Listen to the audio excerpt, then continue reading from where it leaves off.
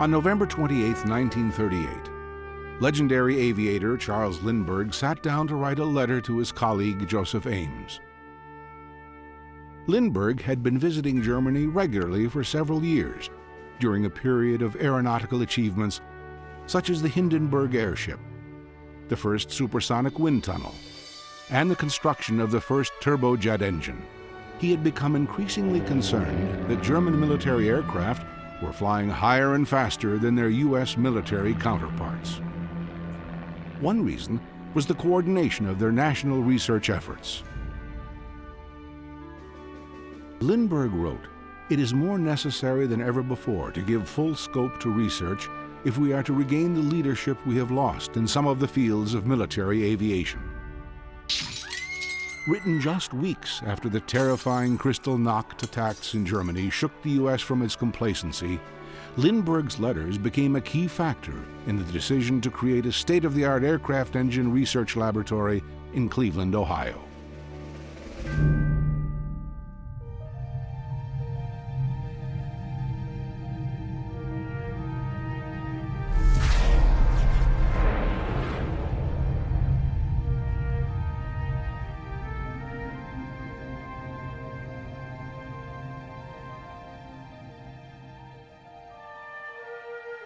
The National Advisory Committee for Aeronautics, or NACA, was founded by Congress in 1915 to help the U.S. compete with Europe in the area of aeronautical technology during World War I.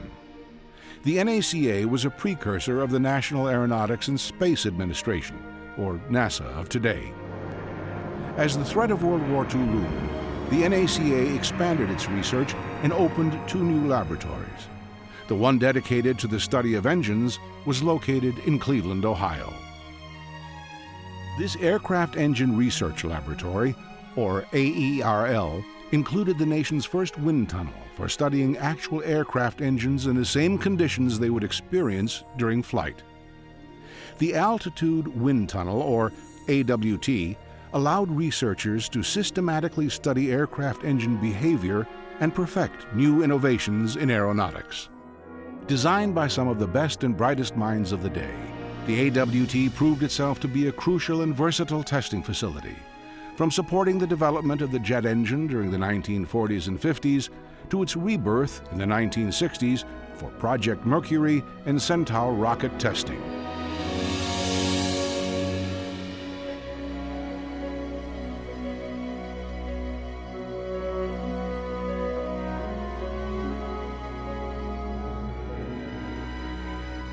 The AWT was a huge project. This was, as you can see, it's a massive, massive structure. And there was no technology that would tell you how to build something like this. It was all new. The Altitude Wind Tunnel was likely the most advanced wind tunnel of its time. Designed by engineers at NACA's Langley and Ames laboratories, the AWT included a number of ingenious features needed to test full-scale aircraft engines in the airspeed, altitude, and air quality experienced during flight. This facility had to get temperatures that were very, very cold, and the air had to be almost a vacuum. And this was very difficult to do in a structure this size. And the amazing thing is it all worked perfectly. The wind stream of the AWT was created by a massive 31-foot propeller, resulting in air speeds that could reach 500 miles per hour. As the wind stream raced down the tunnel, turning vanes directed it around the corners and straightened the flow. A powerful refrigeration system reduced the temperature to minus 47 degrees. Large exhausters in the exhauster building removed air from inside the tunnel to simulate the thin atmosphere found at high altitudes. Just prior to reaching the test section, the diameter of the tunnel decreased in order to further increase the speed of the Arctic wind stream as it rushed into the 20-foot diameter test section. The roaring engine in the test section was operated remotely from the soundproof control room, as myriad instrumentation recorded tunnel conditions and engine performance. Engine contaminants were exhausted from the tunnel through a large air scoop located just beyond the test section. Fresh air was introduced into the wind stream prior to the test section to make up for this exhausted air. One of the most daunting engineering tasks in the design of the AWT was the creation of a system to reduce the air temperature to frigid temperatures encountered in altitude conditions.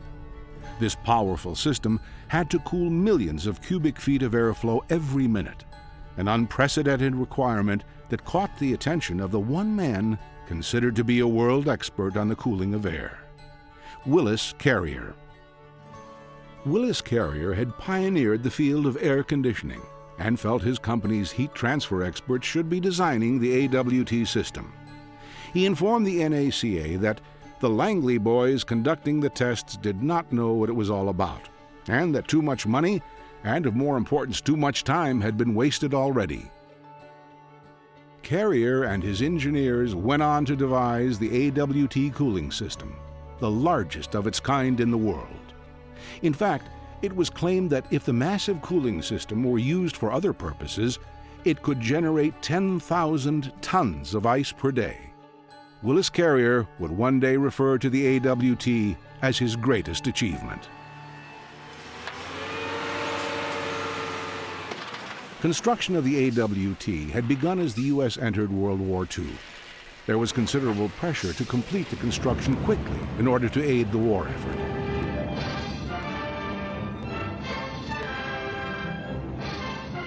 The new B-29 Superfortress in particular was suffering problems with its engines as it attempted to reach a 30,000-foot cruising altitude. The AWT had been designed to resolve just such an issue.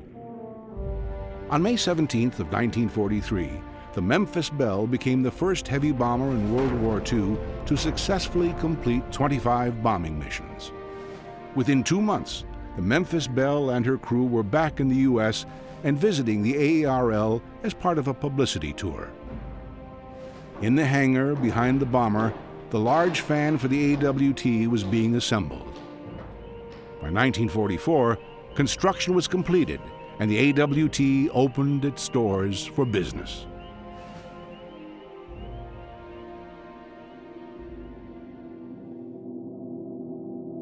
Standing inside a wind tunnel, it is easy to lose one's sense of perspective. Inside, all lines converge toward a single amorphous vanishing point, a virtual light at the end of the tunnel. In order to gain some perspective on the true dimensions of the tunnel, it is helpful to bring a person into view. In much the same way, the research conducted at the AWT and the scope of its changing mission can be best put into perspective by bringing a different individual into frame, Dr. Abe Silverstein. Dr. Abe Silverstein is best known as one of NASA's founding fathers and is credited with having named the Mercury and Apollo programs. He began his career in 1929 as an NACA researcher at Langley's massive full-scale wind tunnel. In 1943, he was transferred to Cleveland to manage the newly constructed altitude wind tunnel. He immediately set to work, assembling a 90-person team to run the tunnel. Many had been involved in its design and construction. Behind the scenes, Silverstein was involved in something far more secretive.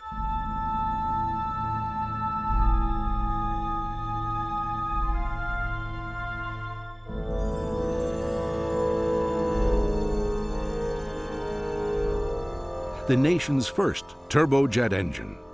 The jet engine was developed independently in both Germany and Great Britain during the 1930s.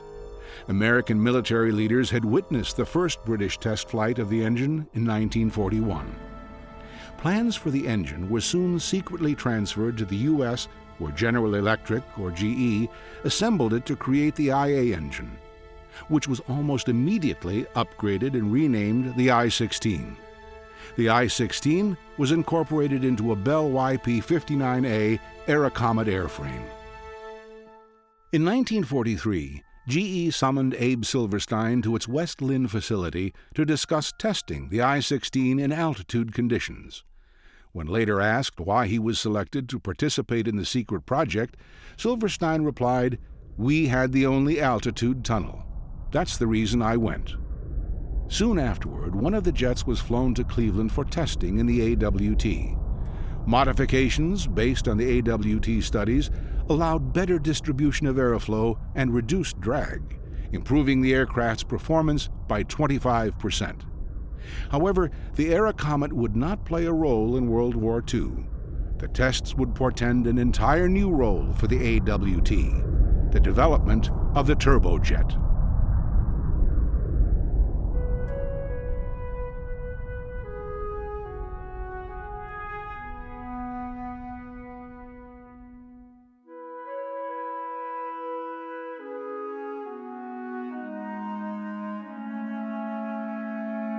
In May 1944, an engine from the Boeing B-29 Superfortress was finally installed in the AWT. Researchers determined that its cooling problems stemmed from inconsistent fuel mixtures and poor airflow. By devising a fuel injection system and redirecting the airflow through the engine cylinders, they were able to improve the fuel efficiency by 18%, thus broadening the B-29's flight range and increasing its armament capabilities. The results were too late, however. The B-29's original strategy of high-altitude precision bombing of Japan had been changed to low-altitude firebombing, and the NACA's improvements were not implemented until after the war. The Lockheed YP-80A Shooting Star was the first jet aircraft to be completely manufactured in the U.S., and the first U.S. aircraft to ever fly faster than 500 miles per hour. Studies on the engine at the AWT resulted in the restarting of its GE I-40 engine above 20,000 feet for the first time, and an almost instantaneous 50% increase in thrust through use of a variable area nozzle. The Shooting Star would later go on to a successful reincarnation as the Lockheed F-80 during the Korean War. In the end, the AWT had little effect on the outcome of the war. Its most applicable contribution, the baffling of the B-29 engines, was not implemented until later.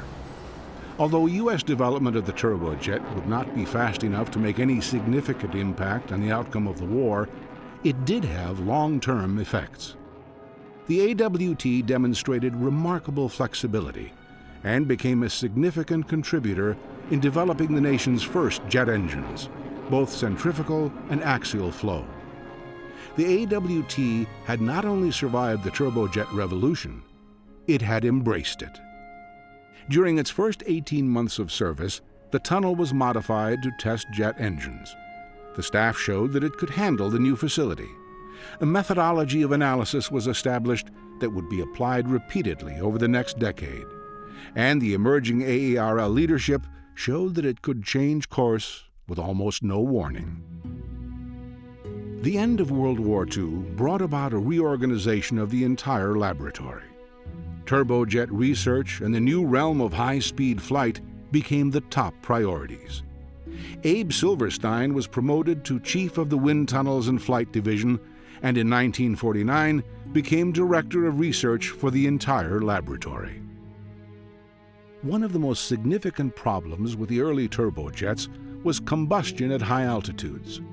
The AWT was the nation's only facility in which the combustion and performance characteristics of a turbojet could be studied under altitude conditions. Nearly every U.S. jet engine model in the 1940s was tested in the AWT. The engine companies would send their engines here, and they would be just put through their paces. And a great deal of marvelous data was then able to be released to the engine companies. Components such as the variable area nozzle and afterburner were run successfully for the first time in the AWT. The afterburner was actually developed at NASA Lewis, and there's a story about Abe Silverstein, who is Director of Research, who peeked in the window and saw the plume of fire coming out of that afterburner, and he was thrilled because it was the first time that it had been tested. As the 1940s drew to a close, the AWT completed its first sprint. The tunnel had been in almost constant operation for 6 years. It had played an important role in the steady development of the jet engine and was used to study ramjets and turboprops. The study and improvement of the axial flow engine from 1945 to 1949 was the AWT's most enduring contribution to the aerospace field. The axial flow compressor was really the great contribution that this center made to the development of jet engines. The United States was really a pioneer in the development of the axial compressor. Although they'd been used in Europe, they weren't perfected until Lewis Research Center got their hands on it. The improvements developed in the 1940s would manifest themselves with drastic increases in engine performance and thrust in the early 1950s. In 1952, the AWT underwent an overhaul to increase its testing abilities. A new fan, exhausters, exhaust cooler, and water pump system were added. Afterwards, a series of larger engines were tested in the tunnel. Pratt & Whitney's J57 engine was probably the most successful jet engine of this period. The AWT conducted both general engine studies and a year-long noise suppression investigation on the J57. By the late 1950s, however, use of the subsonic AWT began declining, and NACA aircraft engine research began plateauing. Some engineers were wondering, where do we go from here? The answer came on October 4th, 1957, with the launch of Sputnik and the laboratory's integration with the new NASA space agency 1 year later. Silverstein had been summoned to Washington, D.C. to help create and lead the new agency. The NACA Aircraft Engine Research Facility was renamed NASA Lewis Research Center.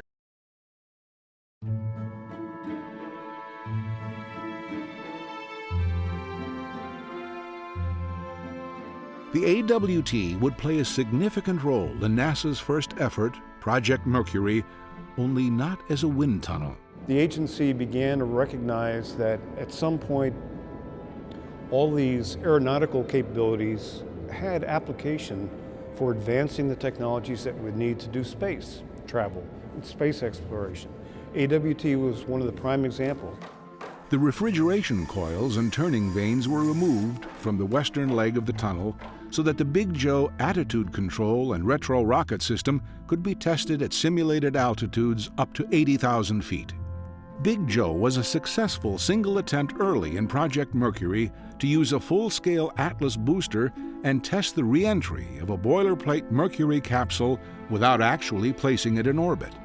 Lewis designed the attitude control system and assembled the components. Its guidance system was tested in the AWT. Mercury capsule testing in the AWT continued afterwards with the separation system for the Atlas and Redstone boosters, retro rockets calibration, and escape tower rockets. Perhaps the best-known AWT studies, however, were conducted in the gimbal rig. A gimbling platform had been set up in the AWT for the Big Joe tests. Afterwards, a pilot's chair, Mach control panel, and nitrogen jet control system were added to the rig. The Mercury astronauts would use this multi-axis spin test inertial facility, or MASTIF, to practice bringing a tumbling spacecraft under control. A crude dressing room known as the Astro Penthouse was temporarily constructed in the AWT with a cot for astronauts to recuperate on after their rides. In early 1960, the 7 astronauts, a female astronaut trainee, and several pilots traveled to Lewis to train on the MASTIF. Alan Shepard would be first. On the initial runs, Shepard did well, bringing the machine under control on 1 and 2 axes. Once all 3 axes were in motion, however, Shepard became ill and had to activate the chicken switch that signaled to the engineers to shut down the machine. Over the next few days, however, Shepard continued to climb into the rig until he developed a method to bring the machine to a standstill. John Glenn, Gus Grissom, and the others followed suit. When the AWT had come online just 15 years before, no one could have foreseen that it would be used as an altitude tank for manned space missions. But once again, it and its staff adapted quickly and contributed to a new role. Out of the test cells, these wonderful mechanics and technicians came and switched their attention from airplane problems to space problems, we found that transition was almost seamless. The Big Joe capsule verified that the autopilot could keep the heat shield in position during re-entry. The Mercury escape system was never deployed during an actual launch. But the tumbling capsule scenario did manifest itself on Neil Armstrong and Dave Scott's Gemini 8 mission.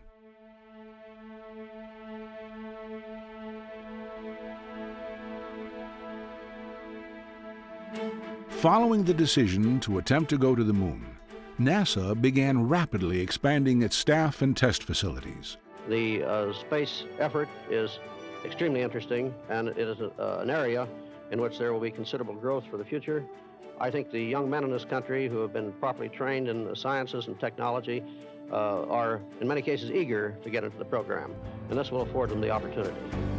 Well, the beauty of government facilities is that they can be adapted to a variety of uses, and it's not really the facilities, but the people who are so creative and able to do this, and they were able to find new uses for old structures.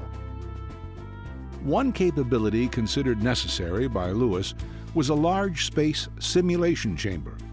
Initial space flights revealed that the behavior of engines, operating systems, and flight hardware were affected by the environmental conditions encountered in space. It was decided to construct 2 test chambers within the AWT's tunnel shell, one capable of simulating the altitudes of outer space, the other of Earth's upper atmosphere. Bulkheads were placed within the tunnel to seal off the new chambers. The exterior shell of the east end was rewelded and a vacuum pump house was built underneath. After over a year of construction, the facility was officially renamed the Space Power Chambers, or SPC, on September 12, 1962. Its mission, however, would change dramatically just weeks later.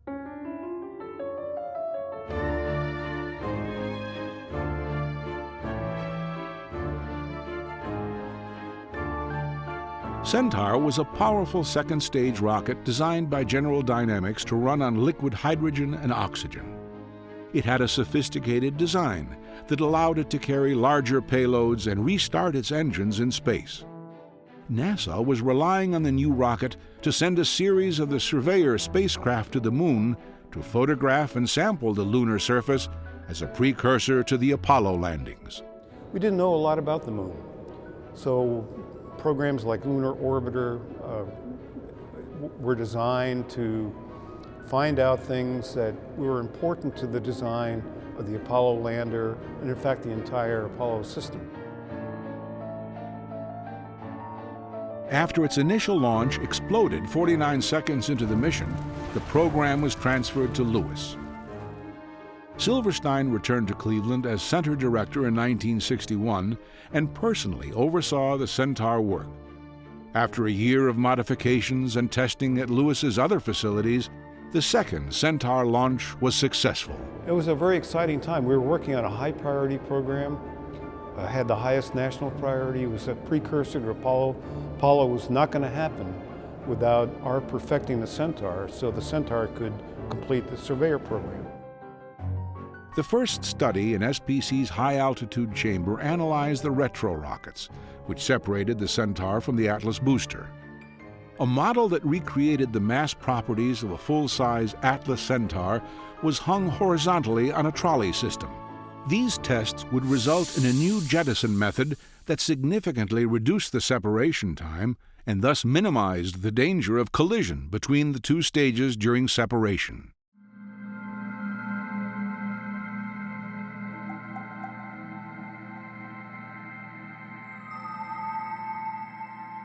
A number of modifications were made to the SPC vacuum tank to accommodate a full-scale Centaur, the most prominent of which was the addition of a cylindrical extension with a detachable dome so that the rocket could be positioned vertically.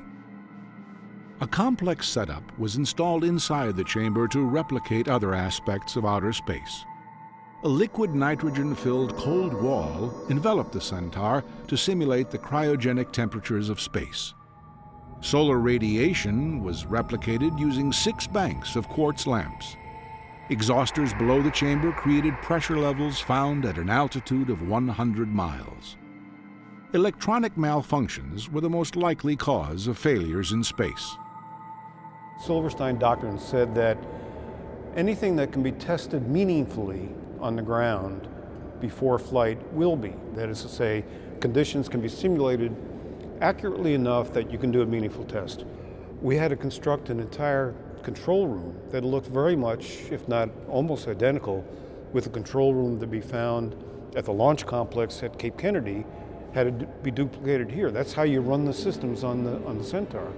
In October 1963, a Centaur rocket was flown to Cleveland for the tests. And that Centaur was brought from the Cape here to Cleveland. I was here the day it arrived, I'll never forget it, and was set into the chamber in a vertical state on a stand. Long soaks inside SPC's vacuum tank would help the Lewis team determine the effects of the space environment on Centaur's electronics. For several months, General Dynamics personnel worked with Lewis researchers as they studied and began reassembling the rocket in the shop area. Well, our engineers and mechanics and technicians who had never before been exposed to a machine like the Centaur had to become educated about what it is and how you handle it, especially this fragile, thin-walled structure that you had to be very careful handling because it could not sustain its own weight. The effect of heat, both on the electronics and emanating from the electronics, was one of the primary concerns going into the Centaur tests. The liquid hydrogen propellant had an extremely low boiling point, so any additional heat could cause problems. We had to have step-by-step procedures that were carefully controlled, changes were controlled. We were all on headsets. We'd sit at our consoles and operate our systems. I had the range safety control, C-band telemetry systems under my responsibility. And we ran through our procedures under the control of a test conductor, and it would take the better part of a day to get through a number of runs. The SPC tests, which replicated the entire mission except the firing of the engines, determined that the electronics did not transfer heat to the spacecraft or propellant tanks. So that testing was done here, and it was a major step forward in increasing the reliability of the Atlas Centaur.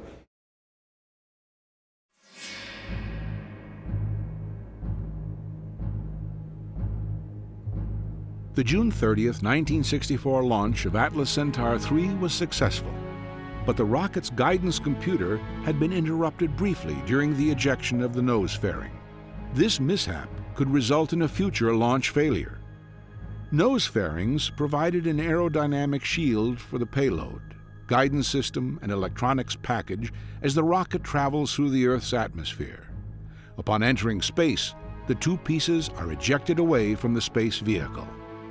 The trick is to get those shrouds, after the appropriate period of time in flight, those shrouds separated and safely so that they don't damage the rocket, they don't damage the spacecraft, but they do come off. Within a month of the AC-3 incident, the jettison system was modified and shroud requalified in the SPC. The next launch was the first Centaur mission to have a completely error-free shroud jettison. The following launch attempt, Atlas Centaur 5, never escaped the pad, however. An ensuing redesign required a retesting of the shroud and SPC. We did many tests of Centaur shrouds on both ends, beginning with the Surveyor, the first payload carried by Centaur, and later into larger shrouds that involved orbiting astronomical observatories. It was done on the other end of this chamber. Atlas Centaur 6 launched from Cape Canaveral on August 11, 1965, successfully placed a Surveyor model into an elliptical Earth orbit. The mission restored the nation's confidence in the Centaur's capabilities. Finally, on May 30, 1966, the Atlas Centaur 10 vehicle lifted off from Cape Canaveral carrying the Surveyor 1 spacecraft. The Centaur stage performed perfectly, and Surveyor was on its way. 3 days later, the Surveyor began sending back images from the surface of the moon. The problematic Centaur had been turned into a tremendous success, thanks in part to the testing at the SPC. 4 years of intense work at the center had paid off. A series of satellites carrying large telescopes in the late 1960s and early 1970s were designed to view distant stars and galaxies. The high-altitude SPC chamber was used to test the shroud separation systems for most of these missions. The second of these, launched in 1968, was the largest payload ever carried by a Centaur. After only a month, the satellite obtained over 20 times more ultraviolet data from stars than all of the sounding rocket studies of the previous 15 years combined. The next mission, however, failed when one of the bolts securing the shroud did not release. The SPC was used for the failure investigation and testing of the new single-motion design. SPC continued these large shroud jettison tests for additional missions until 1975.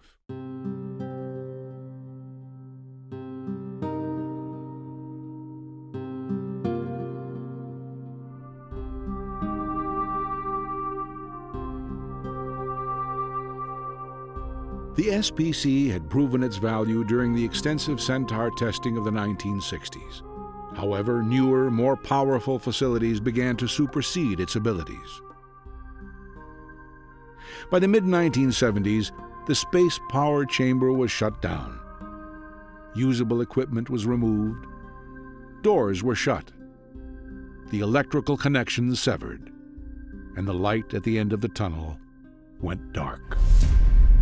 Over the coming years, the shop area was repurposed for work on electric vehicles, and eventually became a successful antenna testing facility.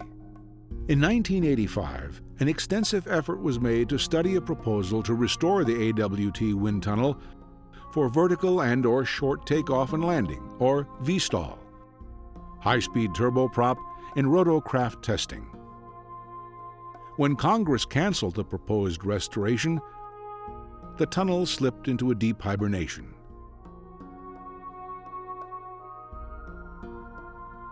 Though the steel behemoth would continue to stand, the rust was slowly beginning to show. The stories of the altitude wind tunnel and space power chambers were fading, along with the men and women who had once brought the facilities to thundering life. The once thriving facility would remain inky black and dead quiet for 25 years. In December of 2008, there was a clamoring on the outside tunnel wall. After a few minutes, molten steel began to drip to the tunnel floor. The tunnel had been built to resist the forces of high-speed winds and a crushing vacuum environment. However, it was no match for the blazing hot knife of a cutting torch. The AWT and SPC were coming down. In 2004, NASA headquarters had offered its center's funds to demolish unused structures. The NASA Center in Cleveland, which had been renamed the Glenn Research Center, decided it was time to remove the AWT and SPC.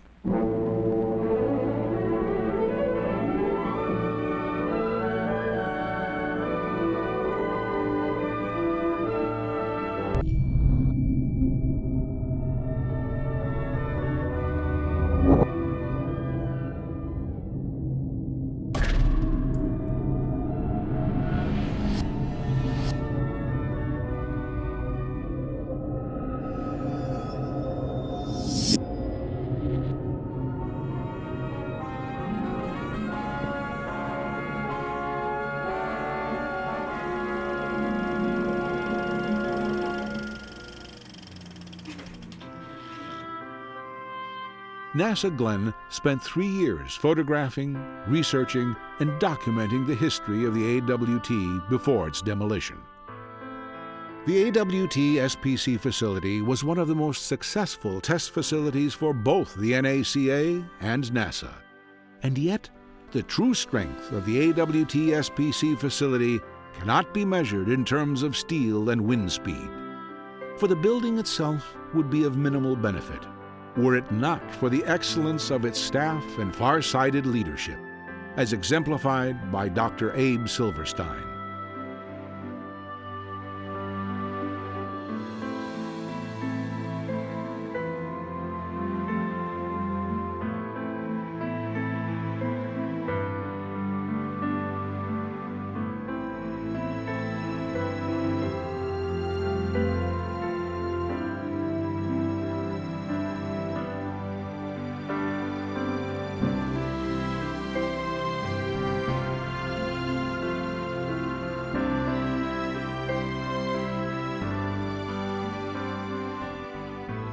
the tunnel is now gone.